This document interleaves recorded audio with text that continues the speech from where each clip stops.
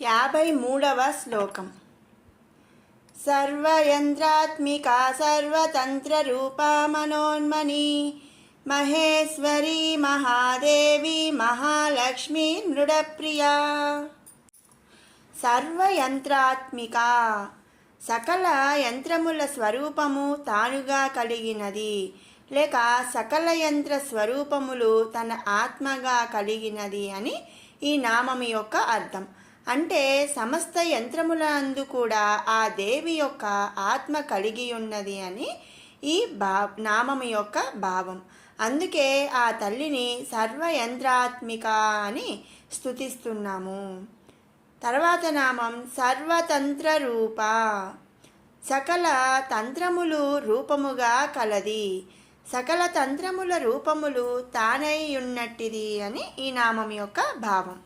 సకల తంత్రములందును దొరకు మార్గము చేర్చున్నది ఆ దేవి సన్నిధికే, కనుక సకల తంత్రముల చేత పొందదగినది అని ఈ నామ భావము. అందుకే ఆ తల్లిని సర్వతంత్ర రూప అని స్తుతిస్తున్నాము. తర్వాత నామం మనోన్మని, మనోన్మన్యస్థాన స్వరూపిణి.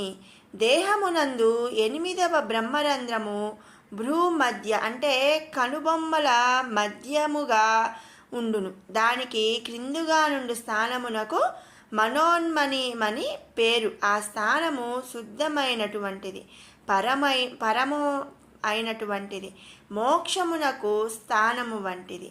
అందుకనే ఆ తల్లిని మనోన్మని అని స్తుతిస్తున్నాము. తర్వాత నామం మాహేశ్వరి. మహేశ్వరుడి అంటే మహేశ్వరుడు అంటే శివుడు. శివుడి శక్తి స్వరూపిణి, త్రికాలజ్ఞాని, త్రిగుణాతీతుడగు శివుని యొక్క అంతర్శక్తిగా వర్ధిల్లుచున్నది. అంటే బయటికి మహేశ్వరుడు అంటే శివుడుగా ఉంటే లోపల అంటే కనిపించని శక్తి ఈ లలితా త్రిపుర సుందరి.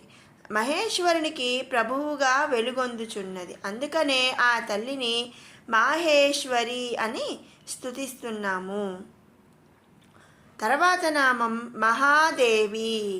మహాదేవి అనగా విశేషములైనటువంటి లక్షణములు లేదా మహత్యములను కలిగినటువంటిది అని అర్థం, లేదా విశేషమైనటువంటి శరీరము కలిగినది అని అర్థం.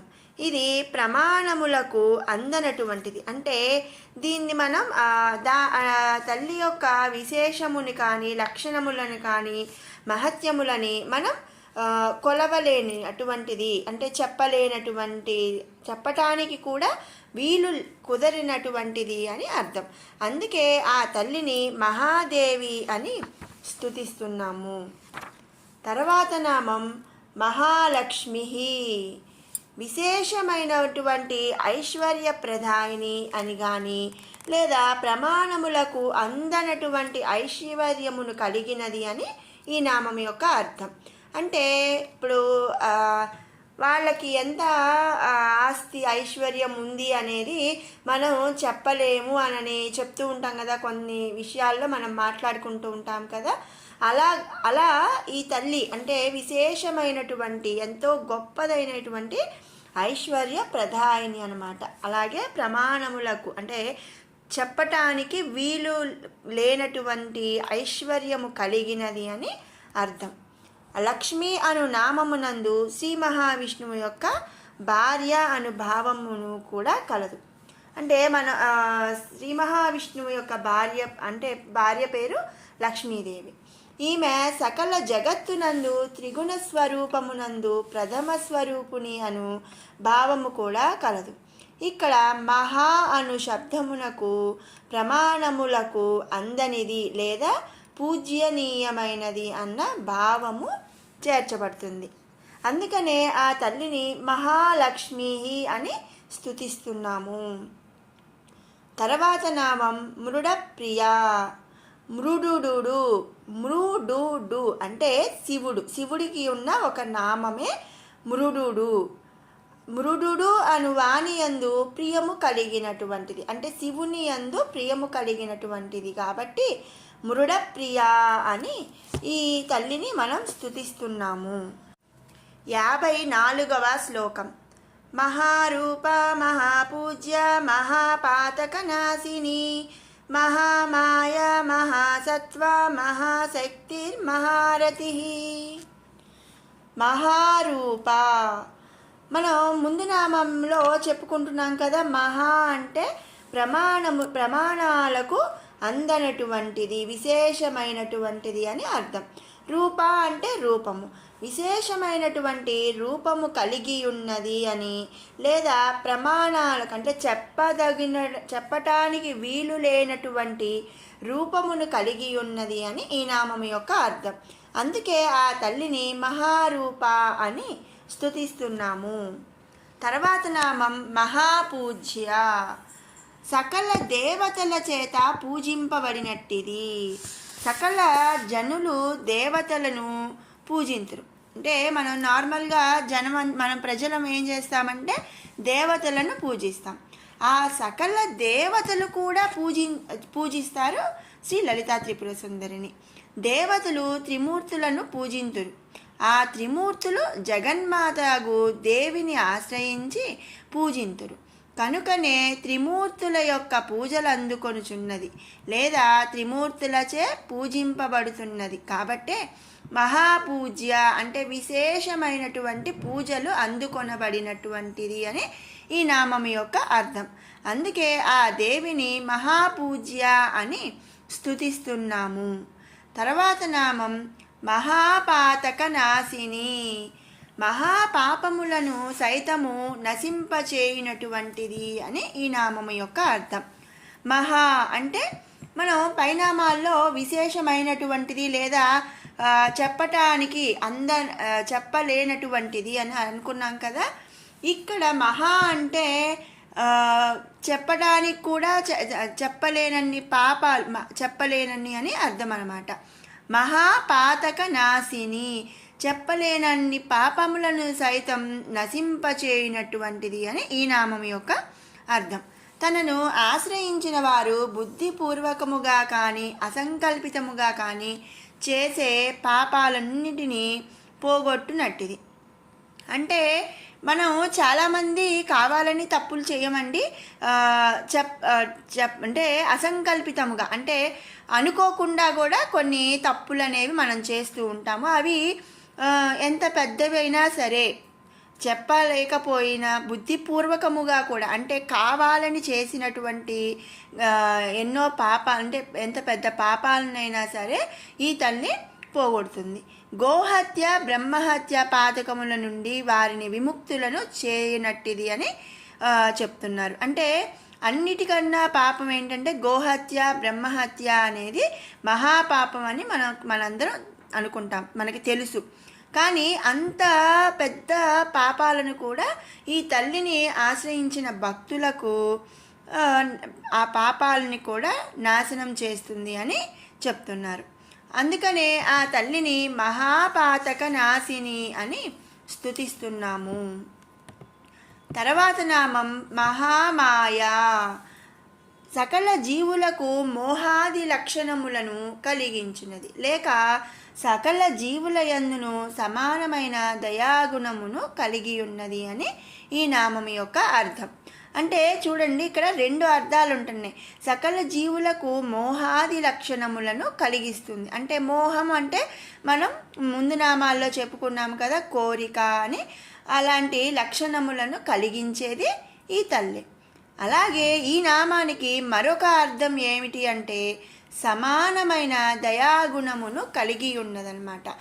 సకల జీవుల యందు అందరి అందు కూడా అంటే మంచివాళ్ళు కానీ చెడ్డవాళ్ళు కానీ లేదా మనుషులు కానీ జంతువులు కానీ ఎలాంటి జీవుల అందైనా సరే సమానమైన దయాగుణమును కలిగి ఉన్నది అని కూడా ఈ నామానికి మరొక అర్థము.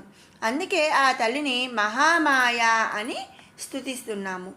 తర్వాత నామం మహాసత్వ, విశేషమైనటువంటి సత్యగుణమును కలిగి ఉన్నది లేదా విశేషమైనటువంటి స్వభావమును కలిగి ఉన్నది అని ఈ నామం యొక్క అర్థం. అందుకే ఆ తల్లిని మహాసత్వ అని స్తుతిస్తున్నాము. ఇక తర్వాత నామం మహాశక్తి, మనం ఈ అన్ని నామాల్లో కూడా మహా అంటే విశేషమైనటువంటి లేదా చెప్పనలివి కానటువంటి అని అర్థం అన్నమాట. సో తర్వాత మహాశక్తి విశేషమైనటువంటి శక్తి కలిగినది. సర్వకాల సర్వావస్థలయందును ఈ జగత్తును సక్రమముగా నడిపించు సృష్టి స్థితి లయలందు తానై వ్యాపించి ఉన్నటువంటిదన్నమాట. ఈ జగత్తునందు అత్యున్నతమైనటువంటి శక్తి ఏదైనా ఉన్నది అంటే అది తానై ఉన్నటువంటిది అని ఈ నామం యొక్క అర్థం. అందుకే ఆ తల్లిని మహాశక్తి అని స్తుతిస్తున్నాము. తర్వాత నామం మహారథి. పరతత్వమును తెలుసుకున్న వారికి విషయములందు ఆసక్తి నశించి దేవి యందు మనసు లగ్నమవుతుంది. జ్ఞానులను ఆకర్షించు తత్వమును దేవి కలిగి ఉన్నది కనుక మహారథి అని స్తుతించబడుచున్నది. రతి అంటే ఏంటంటే ఆకర్షించటం, మహారథి అంటే జ్ఞానులను ఆకర్షించు తత్వమును దేవి కలిగి ఉన్నది. అంటే అంత విశేషమైన ఆకర్షణను కలిగి ఉన్నది కాబట్టి దేవిని మహారథి అని స్తుతిస్తున్నాము. విన్నారు కదా 53, 54 శ్లోకాల భావము. ఇప్పుడు 51 నుంచి 54 శ్లోకాల వరకు 2 సార్లు పారాయణ చేద్దాం.